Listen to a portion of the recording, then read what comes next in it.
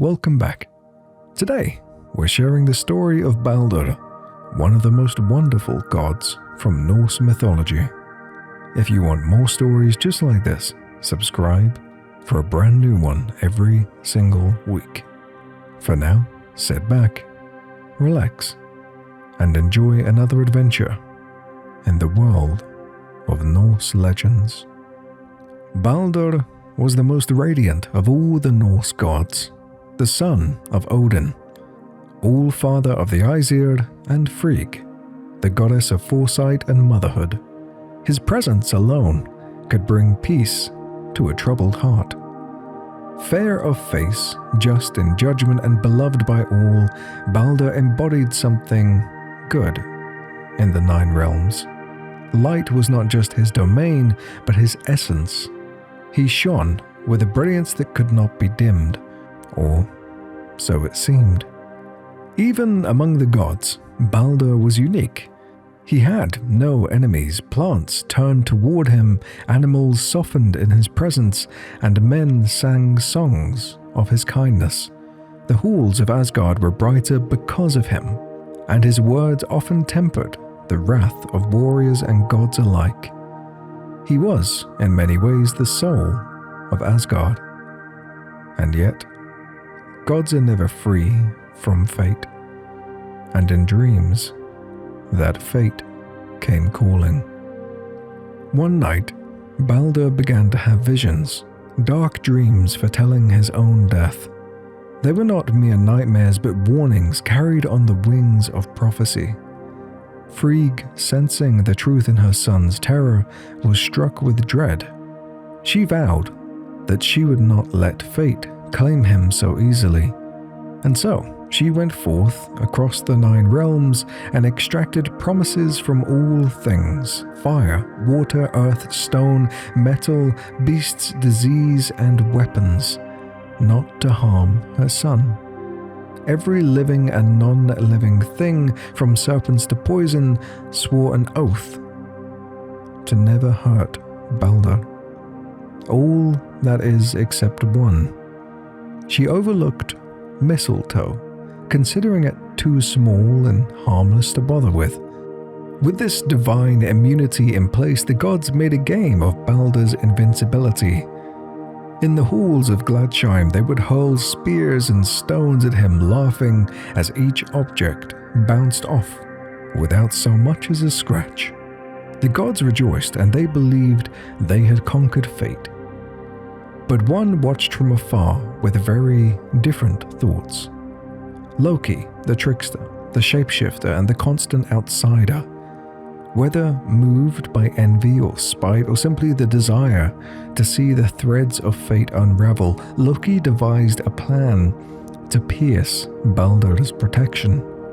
Disguised as an old woman, Loki approached Frigg and through clever questions learned of the one thing that had not sworn an oath: mistletoe. And with that knowledge, Loki's mischief turned to malice. He fashioned a dart crafted entirely from mistletoe, and approached Baldur's blind brother, Baldur, who stood by during the gods' games, unable to join in. Loki offered him the dart and guided his hands, and in that moment, the moment of the throw, everything began to change. The mistletoe dart flew, guided by Loki's treacherous hand, through Baldur's innocent strength. It struck Baldur in the heart, and where all else had failed to pierce him, this slender branch succeeded. The laughter of the gods turned to gasps. Time seemed to halt in the Golden Hall. Baldur fell, and the light that had shone so brightly in Asgard flickered and died. There was no battle, no thunderclap, no great war, just a single throw. Silent, small, and devastating. The gods rushed to him, but nothing could be done. Baldur's body lay lifeless, and the halls of the gods were draped in sorrow. Never before had Asgard known such grief. Even Odin, the All-Father, whose one eye had seen the vastness of fate, wept for his son. Freyg's cries echoed through the 9 realms, and none who heard them were untouched.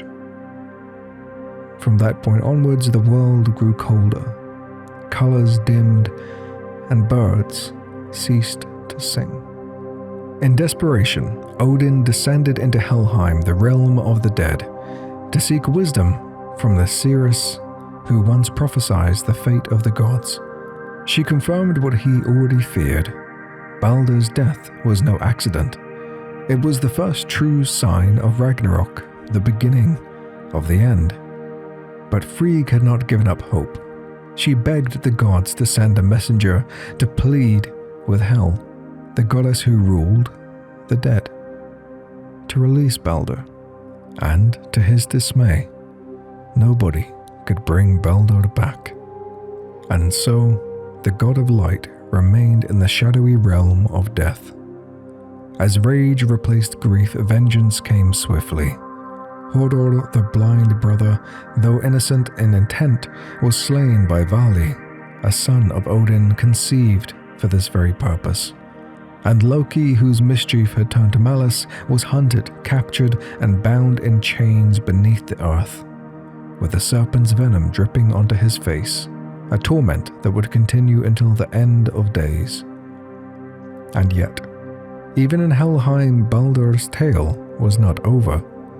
For prophecy foretells that after Ragnarok, when the fires of the world had subsided and the old gods had fallen, Baldur returned. He and his brother Hodor would walk once again among the living, ruling over a new world, bright, green, and reborn from the ash. And thus, Baldur became more than just a god of light. He became a symbol of hope, a promise that even after death, even after ruin, light will rise again.